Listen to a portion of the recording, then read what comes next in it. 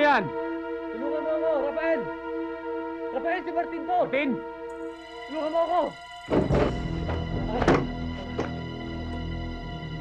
Rafael!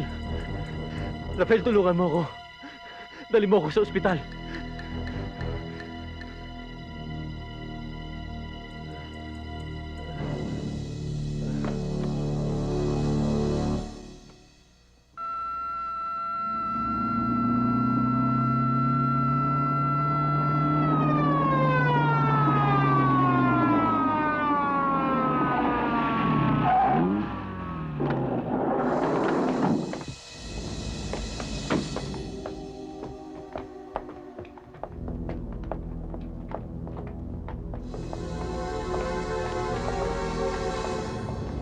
Yan ang sinasabi ko sa'yo eh.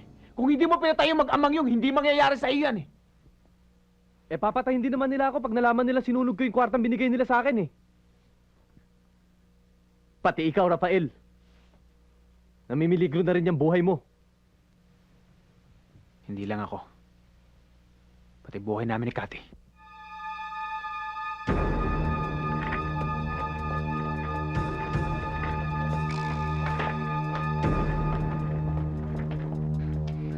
Naniniwala na nga yata ako sa mga matatanda eh. Di ba sabi nila, kapag galing daw sa dugo ang pera, magiging madugo din ang buhay.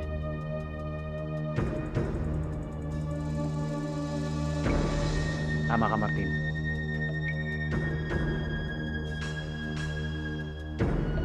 Double crosser ka. Hindi binubuhay ang mga katulad mo. Dapat ka nga mamatay. Marco, ngayong gabi rin, si Major Durango, pati ang mga aso niya. Anghel! Anghel!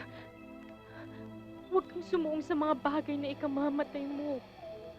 Kung sa pakiramdam mo wala nang halaga ang buhay mo, sa akin mahalaga ka. Paano naman ako? Mahal kita, Anghel. Mahal kita. Pwede ba ako naman ang pakinggan mo ngayon? Simula pa lang ng buhay ko, Charina. Bigo na ako. Ang gusto ko lang ngayon, pumatay at mamatay. Ngayon!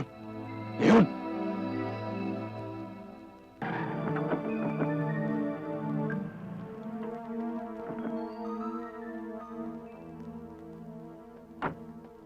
Anghel! Lumabas ka na kung saan ka man nagtatago! Dala na namin ang pera! Anghel! Ilabas mo si Charina! Pakita mo sa akin yung pera!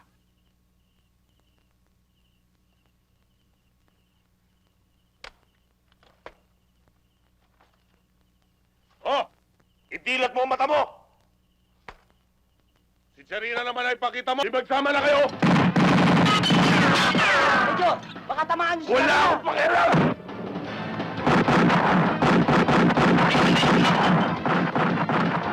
Pumasok na kayo! Pumasok na kayo! Bilisan ninyo! Lumalaban!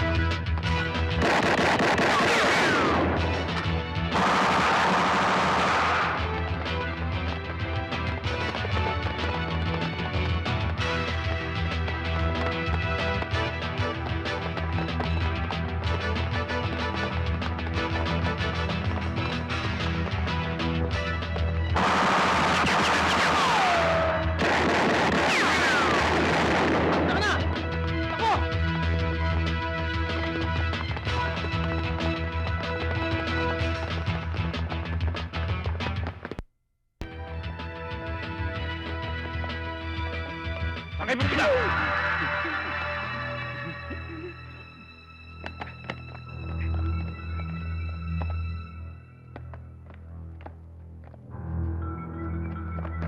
Taas ang kamay! Taas! Kunin niyo ang baril! Lakad!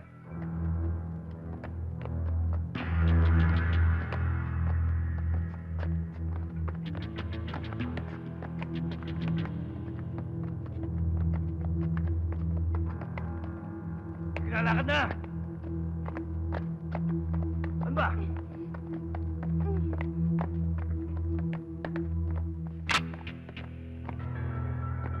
Hop, hop, hop, hop, hop, hop! Saan kayo pupunta, ha? Ha? Wrong timing ka, bay. Wala na kayong ligtas kung muerte. Kamatayan na lang ang kaligtasan nyo! Ha? Bakit?